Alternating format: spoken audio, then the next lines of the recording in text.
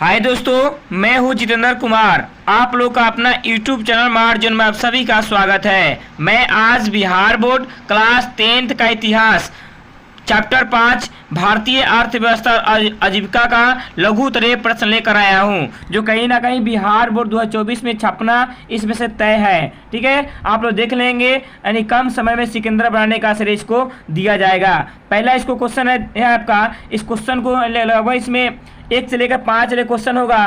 पांचों क्वेश्चन के बारे में बताएंगे, उसको पूरे विस्तार से समझाया भी जाएगा और देख आपको बहुत ही मजा आएगा। ठीक है, समझने में ही मजा आएगा। कहा जाता है वे मंजिल भी सर झुका देगी जब दमदार तेरी तैयारी होगी। कहा जाता है कि वे मंजिल भी सर झुका देगी जब दमदार तेरी तैयारी होगी, मुट्ठी में होगा तेरे मुकद्दर जब किताबों संग तेरी यारी होगी। तो इसलिए सबसे ज़्यादा यार अगर बनाना है तो किताब को यार बनाइए, पूरी दुनिया आपके मुट्ठी में होगी। ठीक है, देखेंगे पहला क्वेश्चन है, औद्योगिकरण से आप क्या समझते हैं? तो कहेंगे औद्योगिकरण एक ऐसी प्रक्रिया है जिसमें किसी वस्तु का निर्माण मानव के हाथों से न कर बड़े बड़े मशीन और यंत्रों से की जाती है, तो वस्तु का निर्माण अपार मात्रा में होती है। यही प्रक्रिया औद्योगिकरण कहलाती है। इस वस्तु की खपत के लिए बड़े बड़े बाजारों की आवश्यकता थी। ठीक है, कहीं ना कहीं जो वस्तु का निर्माण होता था, इसको समझेंगे। पहले हम लोग किसी वस्तु का निर्माण हाथ से करते थे, तो हाथ से करने में ज़्यादा समय लगता था, ज़्यादा खर्च भी आती थी और वो वस्तु थोड़ा महंगा बिकता था। नहीं होता था जी, कहीं ना कहीं ये पहले हम लोग करते थे। लेकिन जैसे औद्योगिकरण का आगमन इंग्लैंड में हुआ, तो औद्योगिकरण के परिणाम स्वरूप जितने भी कंपनी हम लोग घर में चल रही थी, हाथ से जो वस्तु का बना रहे थे, वह वस्तु बंद हो गया, क्योंकि वो वस्तु बनाने में खर्च ज़्यादा आता था। और जबकि जो मशीन से किसी वस्तु को बनाया जाता था तो उसमें खर्च कम आता था और सस्ता में बिकता था, और घर का जो सामान होता था वो महंगा बिकता था, जिसके कारण घर की जो वस्तु थी उनकी मांग बाजार में कम हो गई और कंपनी के द्वारा जो वस्तु का निर्माण किया जाता था उसकी मांग बाजार में ज़्यादा हो गई। लोग उसको ज़्यादा खरीदना पसंद कर रहे थे क्योंकि वह कम समय में मिल जाता था, कम पूंजी में ही मिल जाता था। ठीक है, इसलिए घर की कंपनियां पे आफत आ गया, घर की कंपनियां लघु कुटीर उद्योग बंद होने के कगार पर पहुंच गया था। ये थी आपका औद्योगिकरण, जो कहा थी सर्वप्रथम इंग्लैंड में, याद रखेंगे। क्वेश्चन नंबर 2 है,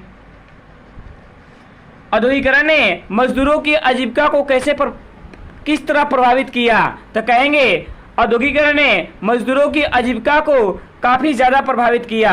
इसमें घरेलू उद्योगपति मजदूर बन गए, जिनकी आजीविका बड़े बड़े उद्योगपतियों के द्वारा प्राप्त वेतन पर निर्भर करता था। फैक्ट्रियों में काम करने वाले मजदूर का जीवन कष्टमय था। औद्योगिकरण ने मजदूरों की आजीविका के साधनों को समाप्त कर दिया था। इस प्रकार औद्योगिकरण ने मजदूरों की आजीविका को प्रभावित किया था। सही बात है, कहीं ना कहीं जो औद्योगिकरण आया था तो उस औद्योगिकरण के कारण जितने भी मजदूर अपने आजीविका चलाते थे, जितने भी उद्योग धंधे काम करते थे, उस सब कंपनियां पे आफत आ गया था, सब प्रभावित हो गया था औद्योगिकरण के कारण। जिसके कारण जितने भी कंपनी बंद हो गई, तो कहीं ना कहीं जो घर में जो घरेलू उद्योगपति हुआ करते थे लोग, वह लोग पता देखा जाए तो एक लेबर बन गए यार, एक मजदूर बन गए, जो घर के मालिक हुआ करता था औद्योगिकरण के पहले। और जो जैसे ही औद्योगिकरण आया तैसे वो घर का मालिक मजदूर बन गया। सोचिए, वह बंदा किसी अन्य पूंजीपति वर्गों पर जाकर निर्भर हो गया, जिसके कारण पूरी इनकी जो आजीविका थी, जो आर्थिक आजीविका था, यह स्थिति अत्यंत जर्जर हो गई थी। ये पूरा प्रभावित हो गया था औद्योगिकरण के आने की वजह से। ठीक है, याद रखेंगे। क्वेश्चन नंबर 3 है, श्रम पद्धति की शुरुआत कैसे हुई? तो कहेंगे औद्योगिकरण ने ही श्रम पद्धति का जन्म दिया। इसमें मजदूरों को शहर के छोटे छोटे घरों में रखा जाता था। उन्हें किसी तरह की सुविधा उपलब्ध नहीं थी। मजदूर यहाँ पर रहने पर मजबूर थे। पूंजीपतियों द्वारा बुरी तरह से शोषण किया जाता था। इस प्रकार श्रम पद्धति की शुरुआत हुई। सही बात है, कहीं ना कहीं औद्योगिकरण आया तो श्रम पद्धति का जन्म हुआ।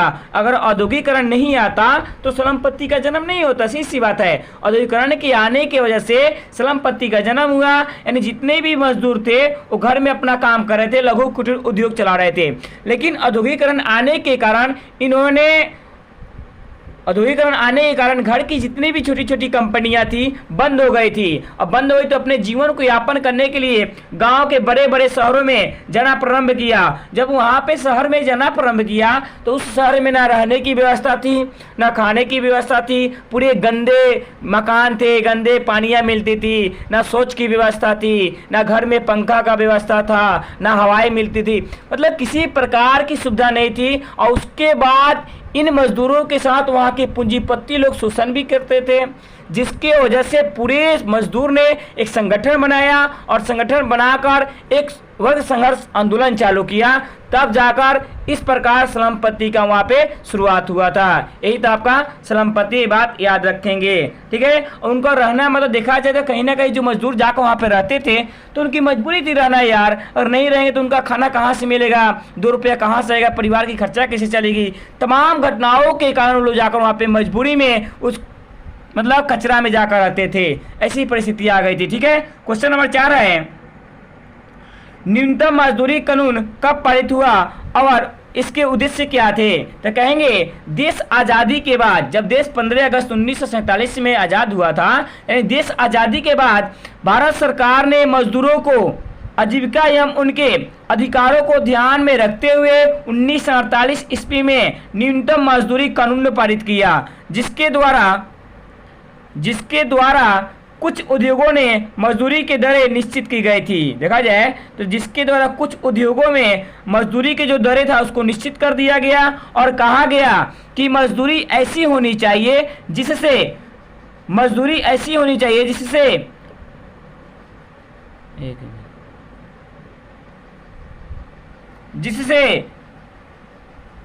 मजदूर केवल अपना ही गुजारा न कर सके बल्कि इससे कुछ और अधिक हो, ताकि वह अपनी कुशलता को बनाए रख सके, ठीक है। यहाँ पे थोड़ा देखेंगे, यहाँ पे डबल हो गया है, होनी चाहिए, इसको थोड़ा आप लोग मैनेज कर लेंगे, ठीक है। इसके लिए सॉरी, थोड़ा गलती हो गया है, ठीक है। कुछ आंसर गलती नहीं है, मतलब इसको ये करना ही पड़ेगा यार, देख लेंगे आप लोग, इसको मैनेज कर लेंगे।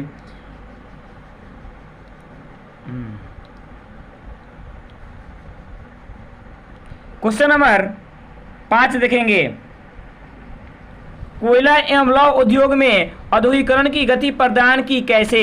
तो कहेंगे कोयला एवं लौह उद्योग दोनों को औद्योगिकरण प्रक्रिया की रीढ़ माने जाते हैं, क्योंकि कोयला ईंधन की जरूरत को पूरा करता है और लोहा मशीनों के निर्माण में काम आता है, और कोई भी कारखाना बिना ईंधन और मशीन के नहीं चल सकता है। अतः कोयला एवं लौह उद्योग औद्योगिकरण की गति को तीव्र गति प्रदान करता है। सही बात है, कहीं ना कहीं देखा जाए जितनी भी कंपनियां चलती है तो कोयला और लोहा पे डिपेंड है, और लोहा होगा तो कंपनी का निर्माण होगा, और कंपनी होगा तो कोयला आएगा तो किसी वस्तु का निर्माण होगा। यानी कहीं ना कहीं जो लोहा और कोयला है दोनों उद्योग का रीढ़ है, इसके बिना कंपनी पल भर भी नहीं चल सकता है, तब जाकर दोनों का योगदान हुआ। इस प्रकार जाकर औद्योगिकरण में इनकी गति तीव्रता प्रदान की गई, ठीक है। आज के लिए इतना ही है, आप लोग इसको वीडियो को देखेंगे और ज़्यादा शेयर करें, लाइक करें, सब्सक्राइब करें। ये कहीं ना कहीं बिहार बोर्ड में आग लगाने वाली प्रश्न होगी, 2024 का कतई जहर प्रश्न होगा, ठीक है। इसमें क्वेश्चन नंबर जो 4 था